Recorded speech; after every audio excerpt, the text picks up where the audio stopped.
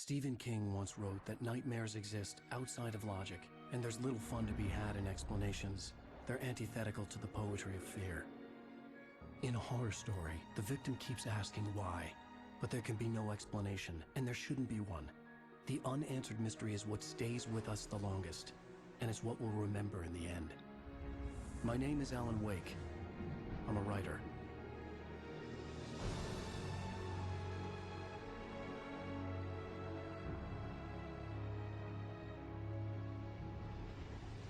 I've always had a vivid imagination, but this dream unsettled me.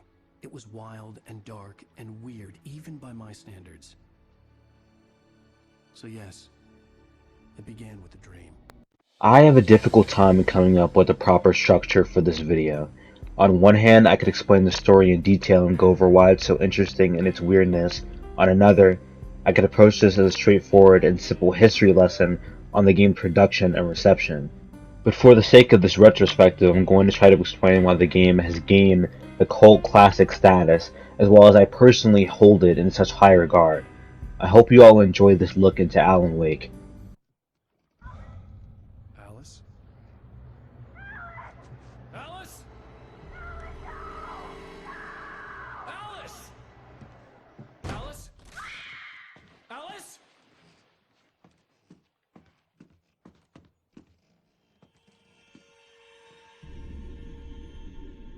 Oh no!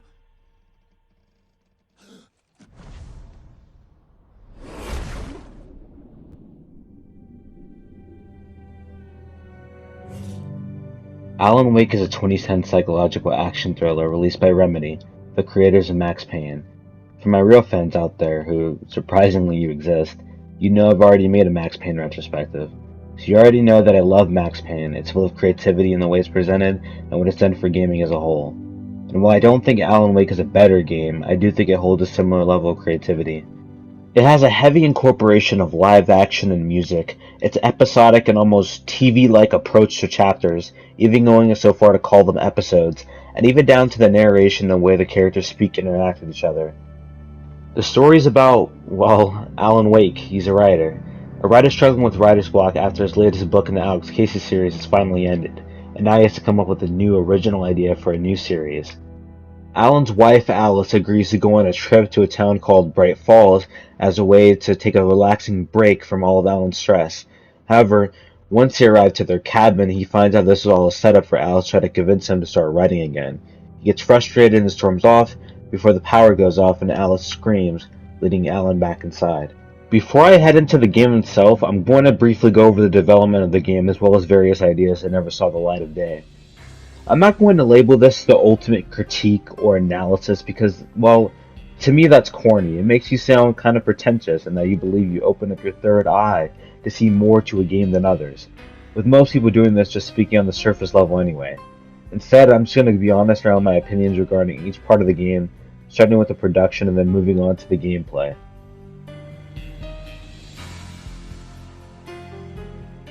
One of the earliest ideas for Alan Wake was that there would be a day and night cycle, with players uncovering the mystery, gathering things, and speaking to various characters during the day, and fighting off the Taken during the night. To accomplish this, Remedy created their own engine to capture the feeling for both sides perfectly, as well as to handle rendering complex environments and working on physics and effects. The team took a long tour to the Pacific Northwest and took over 40,000 photos to use as reference for the game, as well as consulting NASA star maps to make sure even the constellation is just right. That's some dedication. However, they began to realize that they were being a bit too ambitious regarding their ideas and ignoring their own limitations and restrictions, which led to them to get different leaders in core aspects of development into a group to talk about restructuring the game. The goal was to keep as much of the original concept in the final product as possible, with them settling on switching from an open world survival game to a linear action game, with them finalizing different aspects of the world and the enemy design, and completely reworking the combat. This restructure of Alan Wake is what gave Remedy the ability to finish the game over the course of 5 years, and while originally it was supposed to launch on Xbox and PC, the PC version was cancelled in order to put full focus on making an Xbox 360 exclusive. Fortunately, now you can play Alan Wake on PC as well as PlayStation.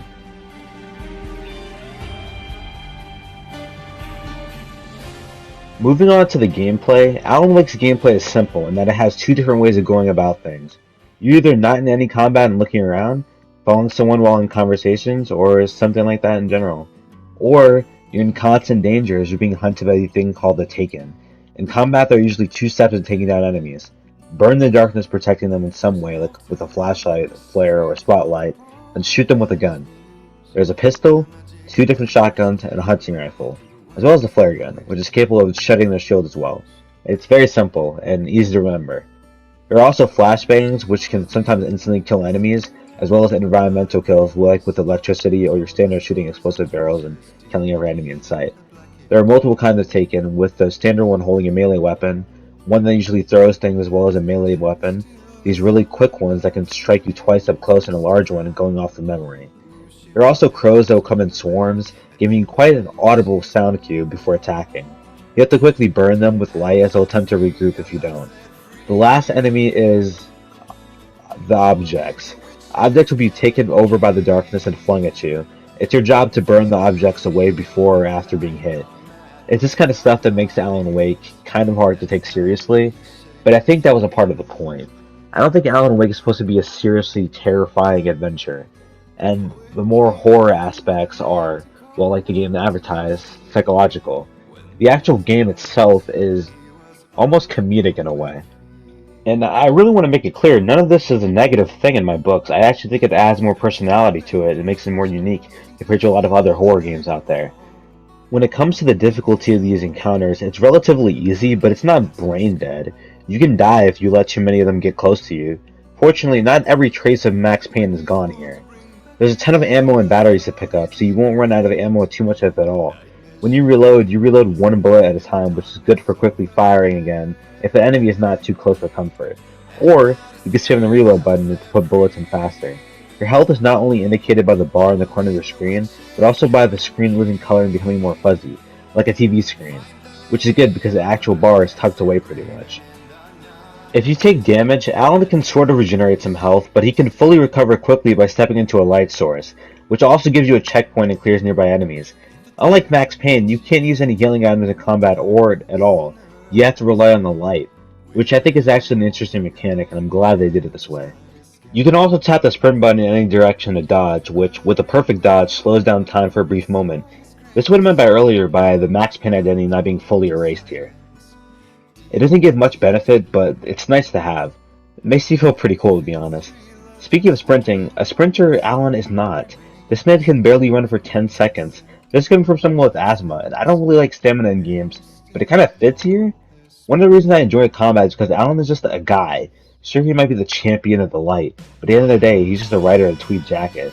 This element of the game is great to me. I've seen a lot of complaints from the people that there's too much gameplay in this game. Now, I'm not going to be disingenuous. To me, there's too much combat packed into a 10-hour-long experience. I honestly don't get this complaint. This game is fresh in my mind after working on this, and I can distinctly remember a lot of stretches of just diving deeper into the story with no actual action going on at all. Even during the darker sections where the enemies start to show up, there's still moments of breathing room in between encounters, so I don't really know what they mean by overwhelmed. And plus, you just pause the game, as well as tons of collectibles and things to run into that you just don't rush into fights. The combat ends pretty quickly most of the time, so the back-to-back encounters don't bother me at all. A ton of games have multiple back-to-back encounters, but it's not like there's no story to be told here. Having tons of encounters makes sense as well. It shows that yes, this is a dangerous situation. Alan runs out of breath, he desperately and clumsily dodges attacks, he's being overwhelmed. The player is being put into the situation and it works great. If you're actively being hunted by a supernatural force like this, would you really want them to give you a break every 30 minutes? Alan Wake is undeniably narrative focused. The gameplay services the story and fits perfectly. I don't understand why a lot of people complain about combat being too much in a video game when there's a ton of downtime and moments without any combat in any capacity. But honestly, who knows? The actual flaw with the combat to me is that sometimes the damage you can take can feel a little cheap. Enemies will spawn behind you, which isn't always a negative thing, but in this case it feeds into the cheap hits thing. Sometimes I feel like I could dodge an attack and I just don't see them and I can't predict their movements all the time. But I shouldn't have to. It does add the overwhelming feeling, but them getting an easy hit off me doesn't make it any less cheap. But moving on to my bigger negative, the boss fights. The boss fights are what's actually a problem to me. Well, I don't know, because On one hand, the boss fights are really easy to take down, and they're basically just regular enemies but stronger. But on another hand, I guess that makes sense because they're still just regular people. However, I'm not really going to defend that much. I feel like boss fights should be something special in a game. I don't know, maybe that's just me, but I believe that boss fights should be different and interesting and unique compared to each and every other enemy in the game, even compared to other bosses. But besides one in the DLC, pretty much every boss is the same to me.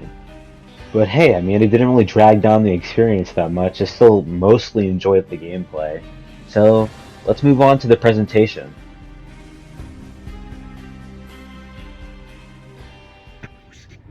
There's a hole in her chest where her heart should be.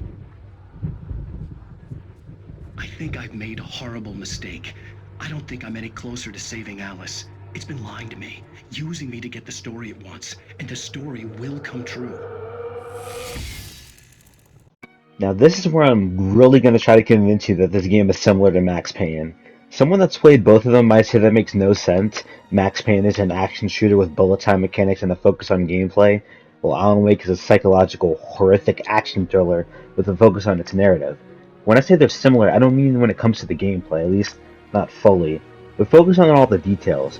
Both characters love to narrate events in real time, the titles of the main character's name, they both incorporate live action elements into the game, a focus on interacting with the environment, be it by TVs or random objects in the level, and the level design feels pretty similar in how it's structured. It's linear but has a lot of interactivity, which makes even simple things more involved for the player. But this isn't a bad thing in my opinion. It's not weird for a developer to have a style, as well as I think these are all positives that make both games better to play. Alan Wake has its own ways of standing out though. It has a lot more focus on providing a chilling atmosphere, as well as how it is presented as a TV show. The game is split up into episodes with cliffhangers, recaps, everything. The visuals in the remaster look great to me, even now. A ton of games have pretty bland and boring art styles, but Alan Wake has a bright and more realistic look during the day, but at night, a dark and bluish, cold look to it that enhances every moment. Remedy was always praised for their impressive graphics and physics, with a lot of effort put into the destruction of the tornadoes or the day and night differences, as well as general objects and locations in this game to back up that statement. The sound design is pretty great. The audio cues all help you prepare for different enemy types. The audio for the flashlight and the guns are all satisfying but not as loud as you'd expect. And the ambient noises and music are all well implemented. The music is great. Everyone knows that. It has one of the coolest music sequences in any game ever. Al!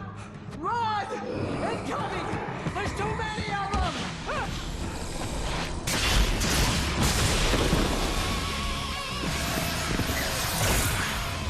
God damn.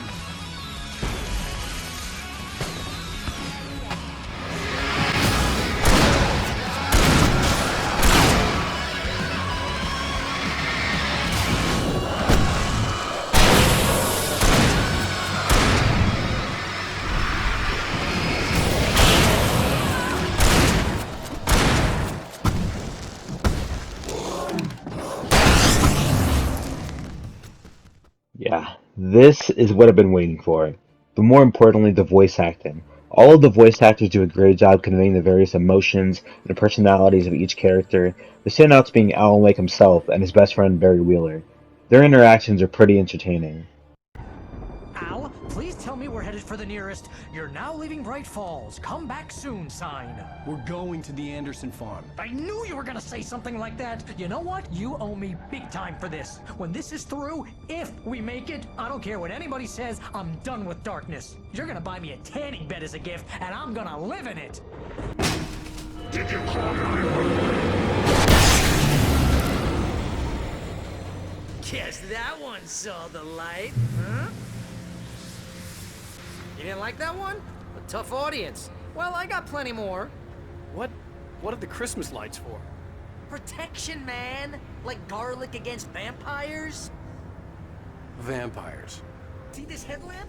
It's like a superpower. I can just look at one of those things and they die. It's my flaming eye of Mordor. I wish I didn't say that. Yeah. Hey, I want a headlamp. Alan's narration is also perfect. It's very theatrical and dramatic. The dialogue in general ranges from very expressive to intentionally creepy. Even though it's over 13 years old, A lot of the voice acting is better than even more recent games. Now that we've gone over the development, the gameplay, and the presentation, it's time to dig into the story.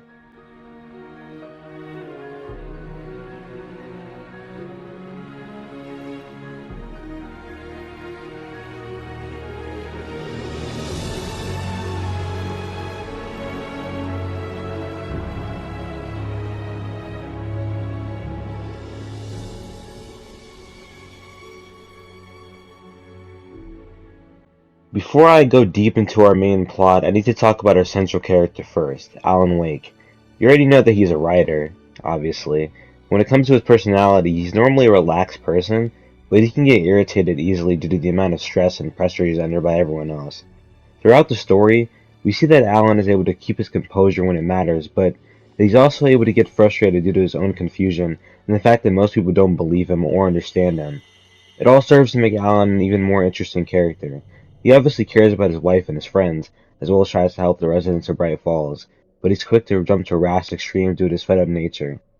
He's a lot more entertaining to watch go through these events compared to other protagonists, due to the fact that we see all aspects of his personality shine in the main story and the gameplay, even down to the animations, and this includes his flaws. Anyways, let's get into the main plot. Alan and his wife Alice arrive in Bright Falls, running into various characters we'll end up meeting again later, before he enters the Oh Dear Dine in order to find the keys to their cabin. This is where he meets Rose, the waitress, an Alan Wake superfan, and these two legends. You put the lime in the coconut, drink 'em both up. Now that's what I'm talking about, yes!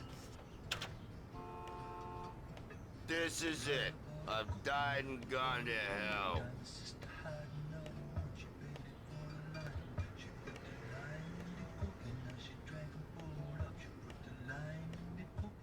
These guys are the Anderson brothers, otherwise known as the Old Gods of New Asgard. What I love about this intro is while nothing is wrong per se, the people are nice and nothing bad is happening, but you can feel how unsettling everything is, and that comes to a head when you meet this creepy lady who gives you the keys. Key for you and instructions on how to get to the lake. Okay. I wish you a good stay in my cabin. I'll come by later to check how you've settled in. And to meet your wife. I insist. This sentence alone would have gotten me the fuck out of Bright Falls immediately. This next scene shows Alan and Alice about to drive off before it's revealed to the player that a man named Stucky was originally supposed to give Alan the keys, but if that's true, then where did this old lady get these keys from? After this interaction, Alan and Alice arrive at the cabin before you have to turn on the generator due to Alice's fear of the darkness. And after you turn the generator on, Alice tells Alan that she has a surprise for him upstairs. Well, hello there. I'm not the surprise. It's in the study. Go take a look. Okay.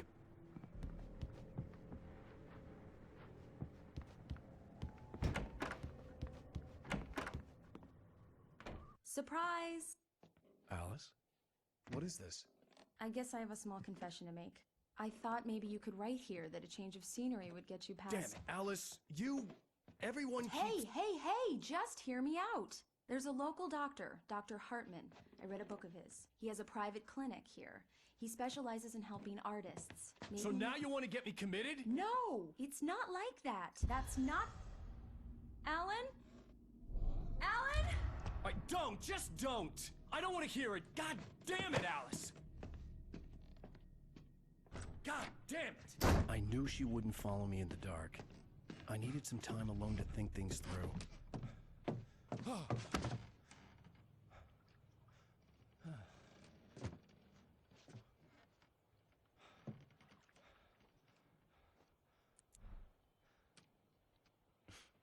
Damn it.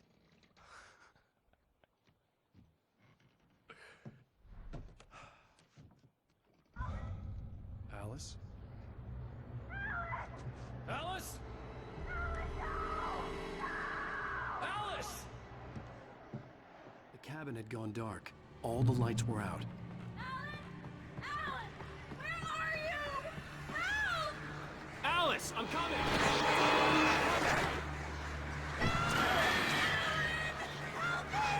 What the hell? Alan!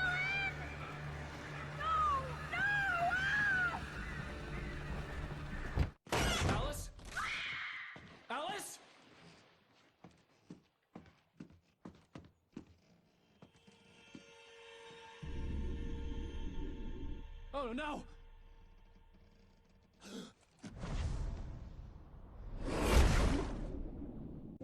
Alan then wakes up in a car before exiting, and we are introduced to core aspects of the narrative.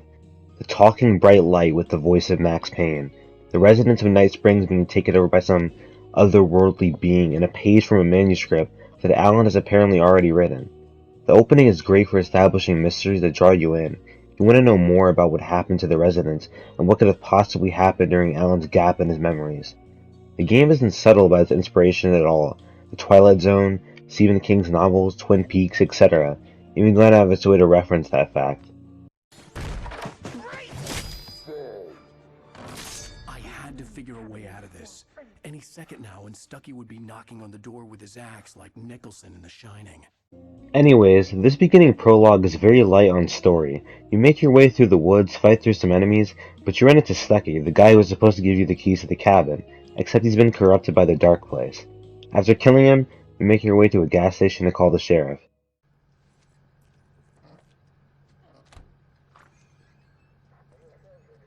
Oh, thank God, Sheriff. Sheriff Sarah Breaker, you are... I'm Alan Wake, but listen, I was in a car crash. My wife, Alice, she's missing. Calm down, Mr. Wake. We were staying in a cabin on the island, on Cauldron Lake. There's no island on Cauldron Lake, not since the big eruption in the 70s. Please, I can take you there, okay? You look like you've taken a pretty bad knock to the head. Are you okay? Listen. We'll figure this out. Please get in the car. We'll swing by the lake and then we'll go to the station, okay? Mr. Wake, have you seen Stucky, the guy who owns this place? I realized I couldn't tell her what had happened in the forest. She wouldn't have believed me. And then she wouldn't have helped me with Alice. The next episode in the story starts with a look into Alan's relationship with his wife and how they still care about each other despite his frustrations. Alan gives her a thing called the clicker. He explains that his mother gave it to him when he was a child because he was afraid of the dark, and now he's giving it to her. After that, we go back to Alan inside the station being questioned before he receives a call from the kidnapper, who's requesting that he gives him the piece of the manuscript in exchange for Alice. Alan attempts to leave the station before he gets into an argument with the doctor that Alice went in to speak to before his best friend arrives. Are you feeling any better, Mr. Wake? I'd like to leave. Am I free to go? Well, we still need to talk about... Am I under arrest? No, of course not. But I need to know where you'll be staying so I can get in touch with you. I'd avoid the motel. The Majestic is known for its roaches. The cabins at Elderwood are pretty nice, though. That sounds perfect. I'm Dr. Emil Hartman. I'd like to invite you to stay at Cauldron Lake Lodge. Did you talk to my wife? I had the pleasure of discussing your situation with her on several occasions. Did you set something up with her? I invited her here. My clinic is a place where... Oh, hey! Oh, my! Take it easy. Hey, nobody move. Get your hands off of my client. Who are you? I'm Barry Wheeler, his agent. If you have business with Mr. Wake, you talk to me. You yokels won't know what hit you once I sick my lawyers on your asses. No harm done, Sarah. I'm all right. I don't want to press charges. Mr. Wake, my offer still stands. Get me out of here. What the hell was that about, Al? We don't need a replay of that thing with the paparazzi. I thought they were gonna lock you up. Alan tries to explain to Barry about what's been happening during his time at Bright Falls, but naturally Barry is skeptical about, shadow creatures, and Alan's script he doesn't even remember coming to life.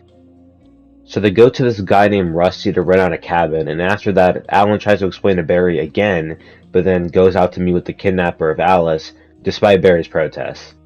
While heading towards Lover's Peak to meet with the kidnapper, Alan then realizes that the man he got the cabin from is in danger and goes out to help him.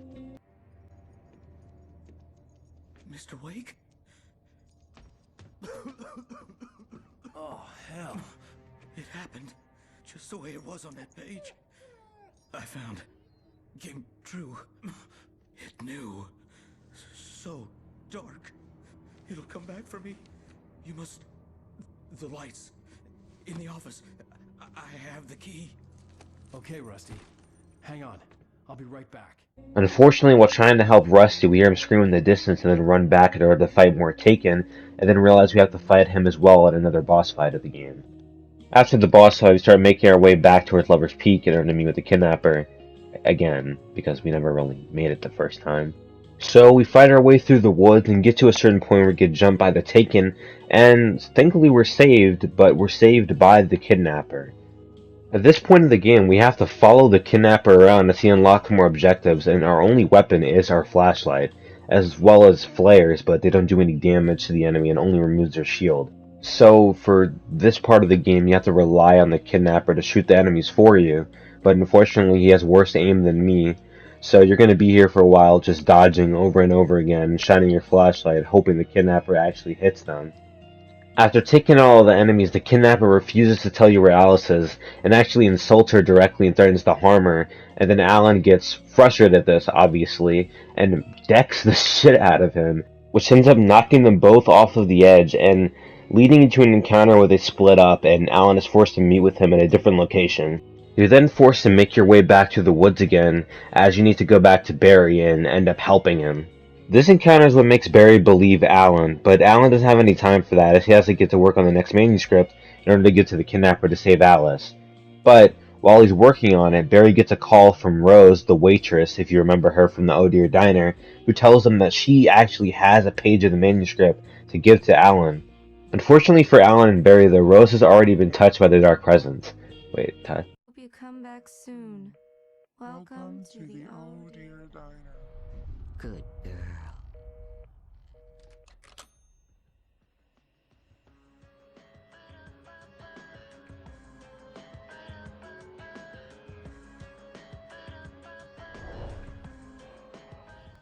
Alan and Barry arrive at the trailer park in order to meet with Rose, and the manager guides them there.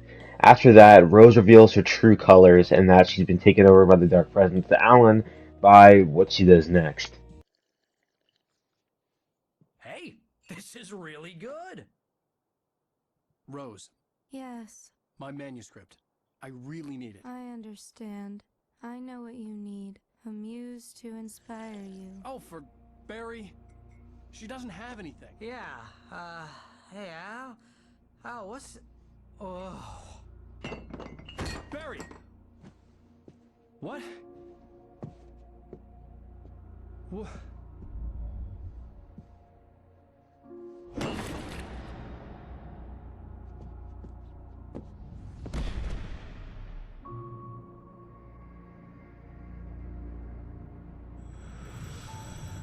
It's coming for you, hiding in my barber's skin.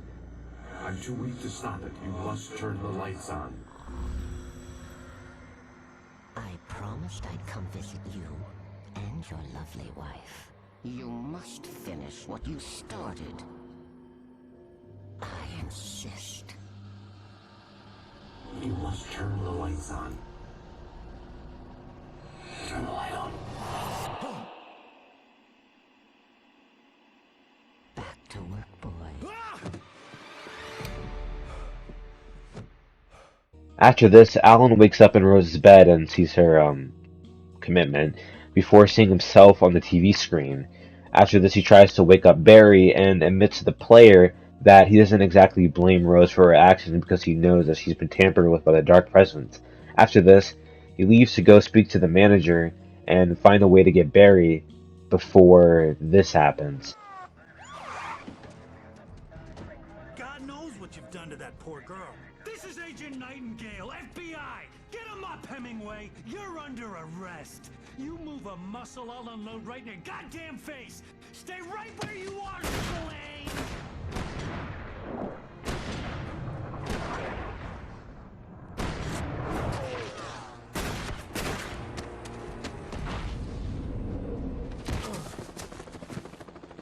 What are?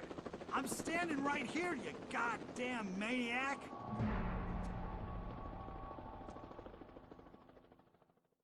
That FBI agent was Nightingale, a man who, through not very subtle mentions, reveals that he is a fan of books and calls Alan by different authors multiple times throughout the story, which is pretty entertaining and a really good character decision.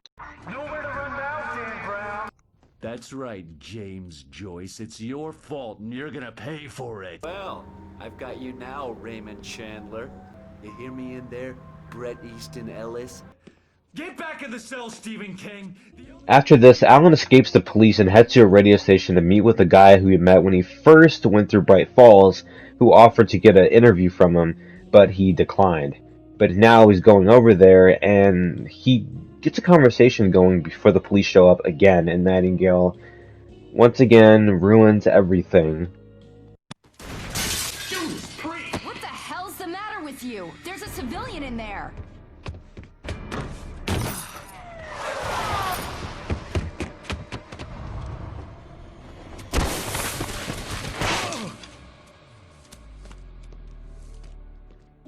After this, you go through the woods and fight a ton of enemies again, and all of this ultimately leads up to Alan getting a vehicle, and the story continues from there. Unfortunately, the kidnapper never made it to the point they agreed to meet up at, so Alan then has to go for the Mirror Peak lookout, and honestly, this is the one complaint that I have with this section of the game, is that I feel like it goes on for a little bit too much. I don't really like when they do that whole thing where, oh, you have to go there, but actually, no, you don't have to go there anymore, you have to go here, because that place didn't work out that well. And I don't really like when games do that, because I feel like it's a very lazy design, and Bioshock Infinite did that basically the entire game, and I criticize that, so I gotta be fair. Alan eventually finds a kidnapper at the lookout, but the kidnapper reveals that he's never actually had Alice to begin with, and after this a tornado shows up, which is the dark presence that manifests itself, and knocks Alan into the water, and kills the kidnapper.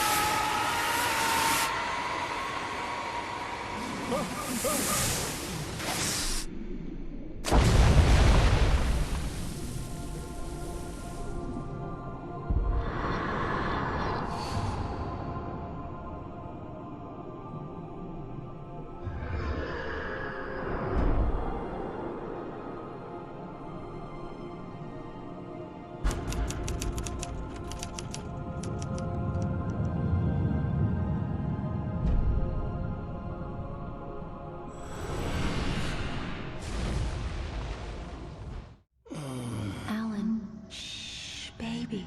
It was just a nightmare. Alice. There you go, Alan. Hartman. I fell. I had to give you a sedative. Don't fight it. You went through another rough period. What? Right now, it's very important that you stay calm. We don't want you to have another episode. You're a patient at my clinic. Have been for a while now.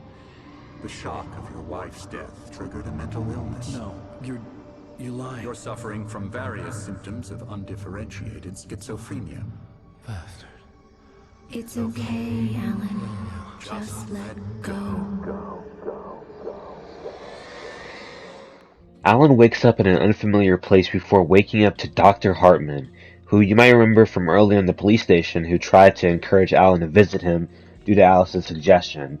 And during this time, the player feels very uncomfortable because you could clearly tell that Hartman is trying to gaslight you into believing that all the events that have happened over the course of the entire game has all been in Alan's head, and that Alice drowned in the lake and there's nothing Alan can do anymore except go back to writing, which, for some reason that is unknown at first, Dr. Hartman really wants Alan to start writing again.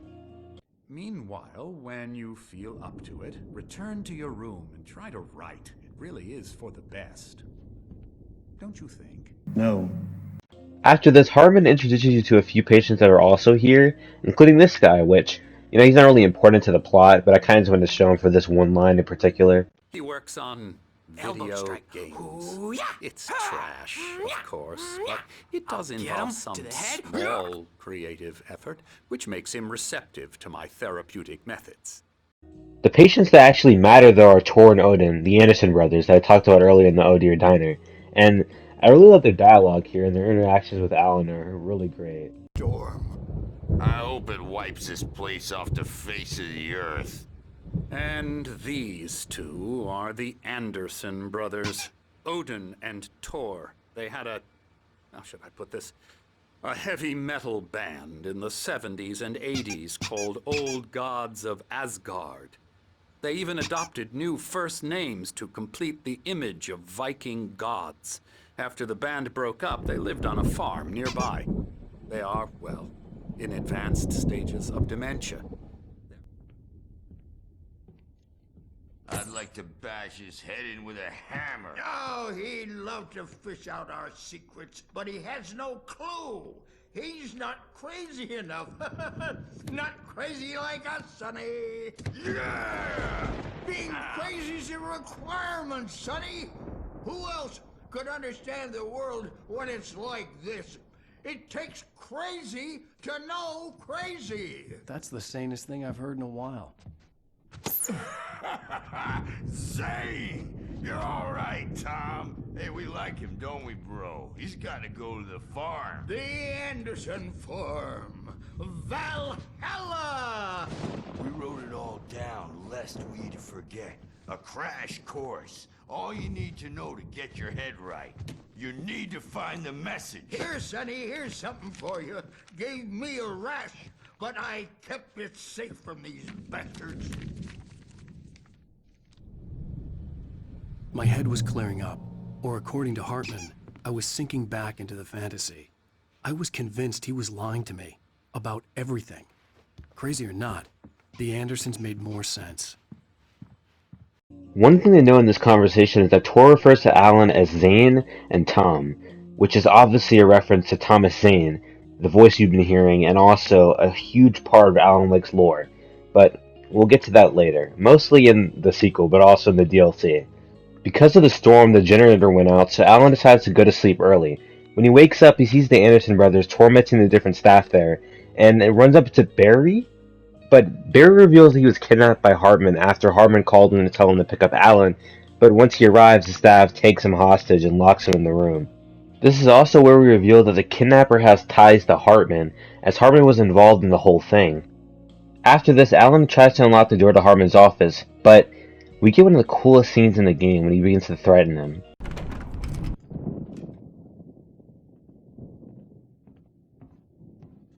These were all the pages I had on me. And more.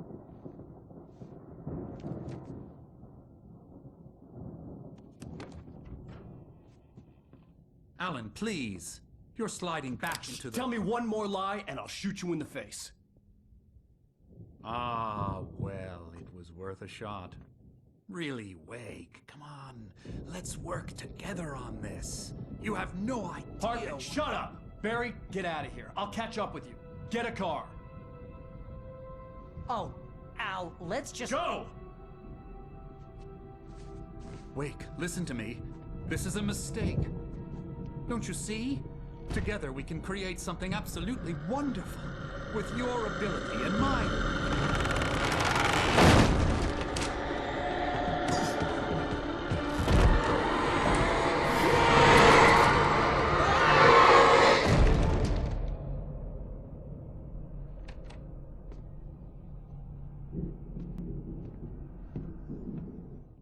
This maniacal little grin that Alan gives at the end honestly just tops it all off for me. After this, a few objects in the clinic get possessed, so you have to get past a dark presence, and you realize that you've been separated from Barry. After this, you go through a few combat encounters, and you and Barry reunite. Barry wants to get the hell out of here, and honestly, can you blame the guy? But Alan tells him they need to go to the Anderson farm, which Barry reluctantly agrees to. Unfortunately, because the dark presence doesn't want them to reach the Anderson farm, it stops them in their path, which separates Alan from Barry, and Alan is injured a little bit. But because it's a video game, he quickly recovers, and they agree to meet up at the farm. I know I probably should have talked about this in the presentation part of the video, but I just really want to take a moment to appreciate the cinematography in this game, which I know you might be saying, why am I saying cinematography, but it's just because it feels like a TV show, and I feel like this is one of the only games I've ever seen where the visuals and the camera work have really impressed me in the cutscenes, and even sometimes in the actual game itself. I just really think they deserve a pat on the back for that. After that, you make your way through the woods and fight off all the Taken, hoping to meet up with Barry, and a few times you see what you think to be Barry, and you think he might be in danger. When you finally do meet Barry, the scene I showed you earlier happens, and I know I already showed you, but I'm just going to show a small part from it again. Incoming! There's too many of them!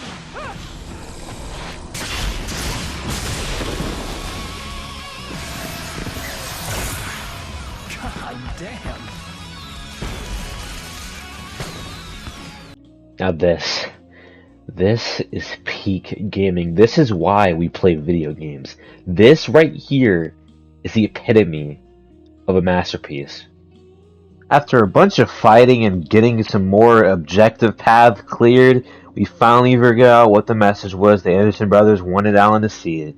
And it's a record about the Lady of the Light, which is a reference to Cynthia Weaver, a resident of Nightfall, oh my god, a resident of Bright Falls that is known for being a creepy lamp lady. So then Alan realizes he has to speak to her, and that's the next point of this whole rest of the game. I don't know why, but I almost glossed over this. He gets drunk with Barry and ends up seeing like a whole hallucination of what happened, and he finds out the truth from getting drunk. So, maybe drinking isn't that bad for you, and maybe you should do it to unlock the truth that you might have once forgotten. That was a joke. I don't think I'm allowed to say that. It's your fault your wife is dead. You are guilty. All she wanted was to help you right. You killed her. Oh, hush. There's still hope. Cauldron Lake is a special place.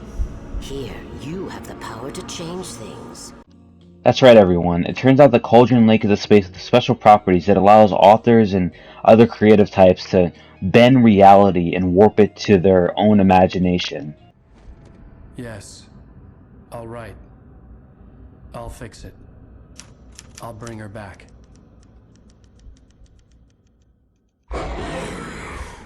It's revealed that Thomas Zane showed up right after Alan began work on the manuscript and saved him from the Dark Presence, and ultimately sacrificed himself to go deeper into the Dark Presence. I said Dark Presence twice, and it felt weird for some reason.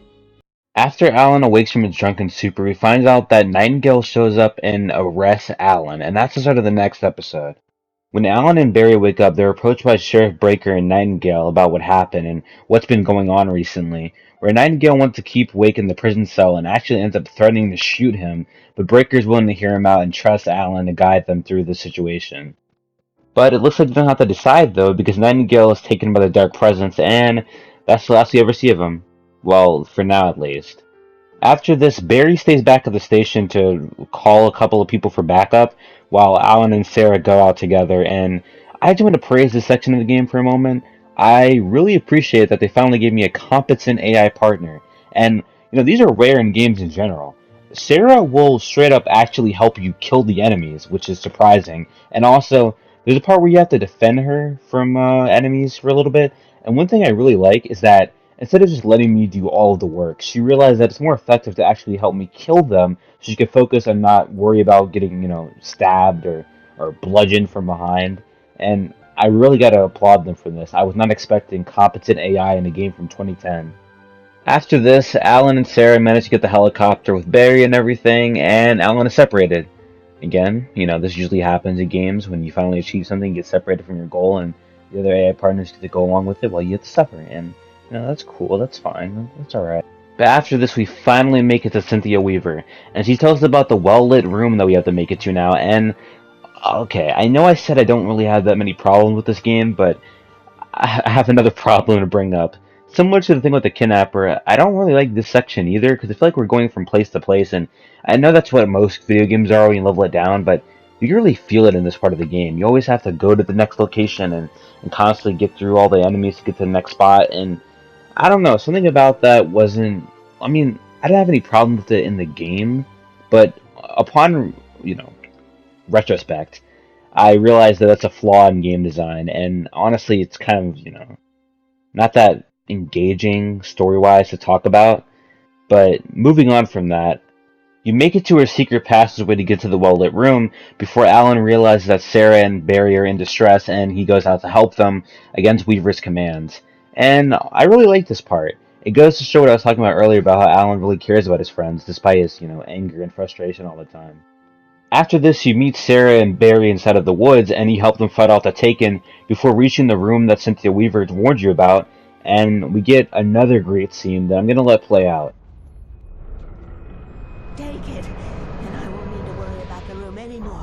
because 6 and 33 and 118 need changing soon, and I don't want to climb up the ladder to change them because it's very late and I'm tired.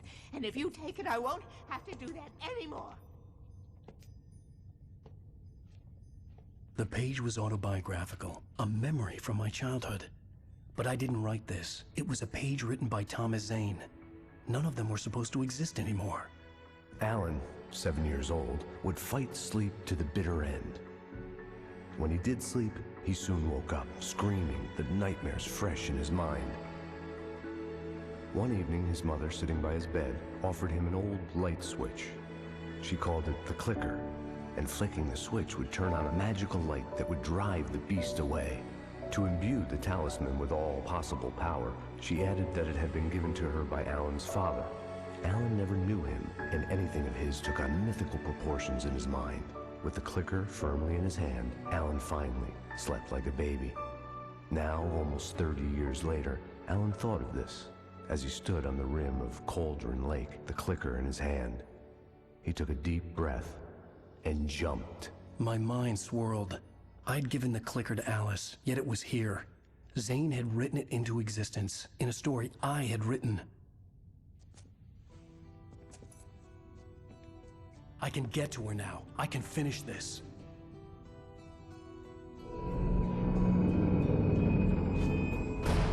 After this, Alan tells his friends that he has to face this alone and goes off to Cauldron Lake to where it all began, hopefully to save Alice and use the clicker to stop everything.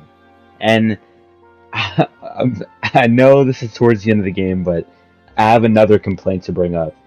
I think that this stretch of the game goes on for a little bit too long. There's a lot of distance to cover, and you can really feel that, which I think was the intention, but I don't know. It just went on for so long that I feel like it was a huge departure. I didn't get it because of the story that was going on. I feel like it was a little disconnected, and I feel like if it was a little shorter, more compact, then this would be a lot more effective and able to get back to the story as quick as possible. While also still feeling the way you're supposed to about how it feels like a long stretch back to Cauldron Lake. You then have to destroy the tornado before going beyond the depths of the lake and into the surreal dark place in order to reach the cabin and write an ending to the story. This is also where we are introduced to a key aspect of the narrative going forward. The way it works that there's a balance to the dark place.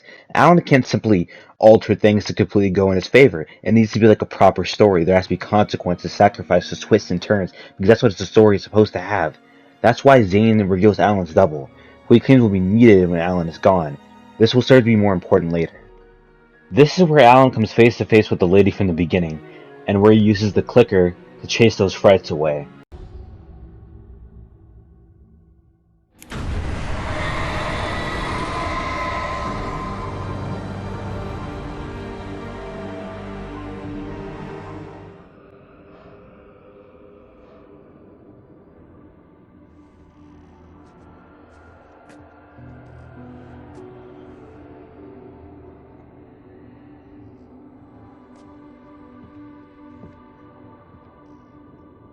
I could feel Alice's presence close by.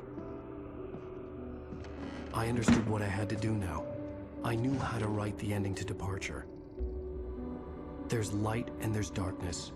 Cause and effect. There's guilt and there's atonement. But the scales always need to balance. Everything has a price. That's where Zane had gone wrong. There's a long journey through the night back into the light. Alan uses the typewriter to swap places with Alice, effectively trapping himself in the dark place while she returns to the real world. Or, in the context of the story, I guess, Alan was the one who disappeared and not her. In his ending, we see the people of Bright Falls celebrating, and notably we see Rose holding a lantern similar to Cynthia with Nightingale watching in the background. Then, it cuts back to Alan, delivering an iconic line to any fan of Remedy's work. It's not a lake. It's an ocean.